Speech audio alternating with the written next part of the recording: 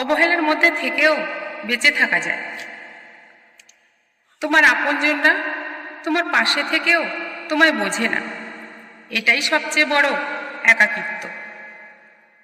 তুমি যতটা দিয়েছ তারা ততটা নেয়নি, তারা শুধু চেয়েছে তোমার হাসি, সময়, শ্রম সব চেয়েছে।